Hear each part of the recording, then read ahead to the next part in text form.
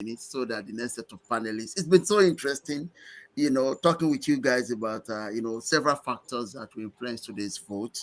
One issue that Mr. Dimeji actually raised is the issue of religion. And I would like to come back to Mr. Awala on this. So, how much of an influence do you think religion is going to have on voters' turnout and voters' preferences in today's election? And it's gonna play a very big role. It's really gonna be a very big role. Again, it's important that we use history as recent history actually as our guide here. So remember that when the APC came out with its political permutations, and all of that whole cry about a Muslim ticket, and for close to about 6 months, that was the only refrain. So that was a very strong pointer that it had indeed touched some religious nerves.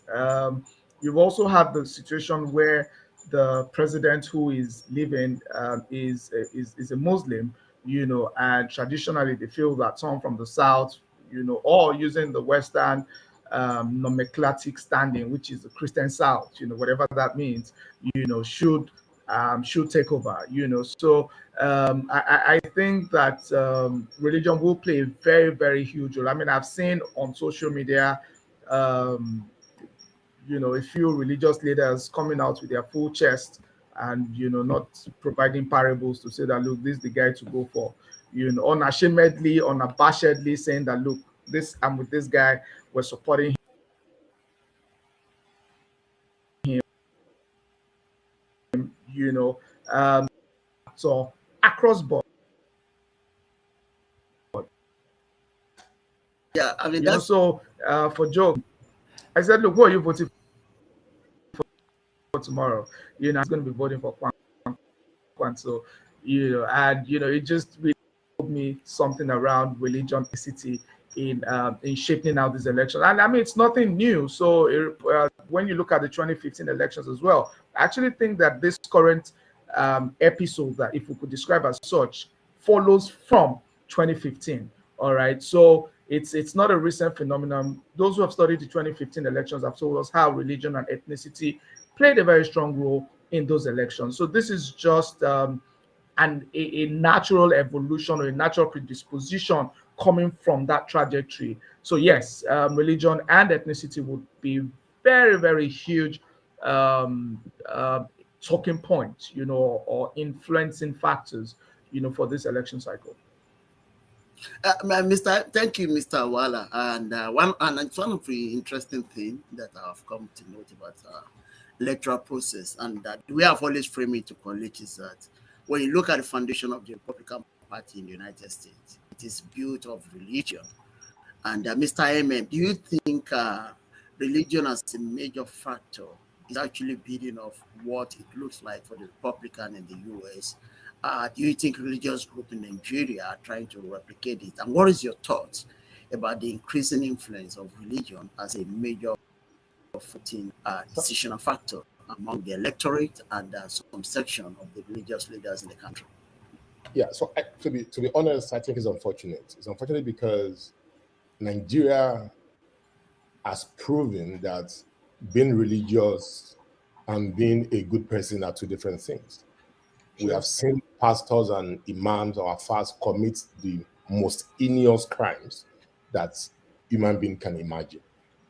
So for me, as long as we refuse to pitch our tent with people's ability, people's track records, people's willingness to serve, we will still lag behind. And coming back to the United States, really and truly, the United States is presupposedly a Christian country. I don't think Muslims have that much say in the US. And despite that, you still see a lot of religious apathy against Muslims. So it will be dangerous to even compare Nigeria with the United States.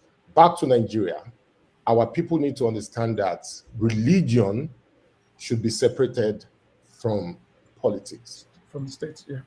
Yeah. People go to church. People come from, prostitutes go to church. Armed robbers go to church and go to the mosque.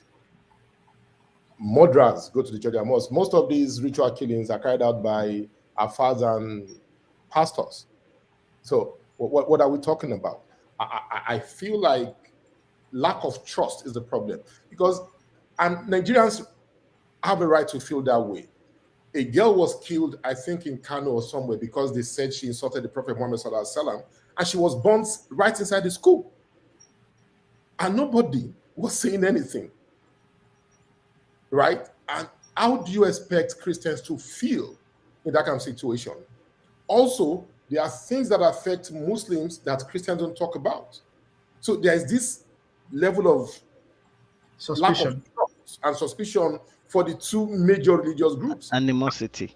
And lately, the traditional worshippers are also having a say in this whole equation. So I think there's just a lack of trust. People feeling like if this person is there, it won't represent our interest. And like I said, they have the right to feel that way because people who commit these crimes do not get punished, are never arrested. And so a Christian would naturally feel like, well, because he's a Muslim, he won't do anything. However, I didn't see any difference in what a Christian governor or president did. So again, it's unfortunate that we have to go that way. It is key in this election. It's unfortunate. My take is until we begin to see candidates from the angle of track record, abilities, willingness to serve, we'll just be dancing around chasing our tails. I mean, yeah, it's a pathetic one, and your thought on this, Mr. Dimeji Ariwale. What do you think we can do as a country to continue the some of these issues being given by our religious fathers in the country? You're really breaking. Okay, all right, okay. I think you're breaking. So you were breaking, but I think in summary, you're asking that what can we do to kind of stem the tide of religious sentiments in our politics, right? Is that exactly, what you're exactly. Well, yeah, I've always have a different view about everything else, like, in America, that's American politics, democracy was supposed to be a separation between the state and religion. So we're not supposed to mix it together. So, because it's democracy, it's not about religion. So that's number one. Number two is where I'm trying to drive is that fundamentally, I think the way we run our own politics, it's very difficult to kind of like remove religion and ethnicity or tribals from it because we are so much diverse in terms of the way we structure, the way we wrote our constitution, and the way we structured the system that we're building. This same thing that we're talking today, we don't change our constitution or restructure in terms of how we want to govern ourselves. We continue doing the same dynamics, doing the same sentiment all over again. If it's next election, if it's going to be whoever that's from the south, maybe someone from the south is going to be winning the election, that comes in, and that person will come from the north. They want to challenge them, and they will say, okay, north and south, or maybe another person from a different region. So we're going to continue on this trajectory unless and until we kind of restructure ourselves in such a way that maybe we can have one president and two vice president are from different regions. Maybe that will subdue some of this sentiment. But for now, there's no way we can take this out. There's no way.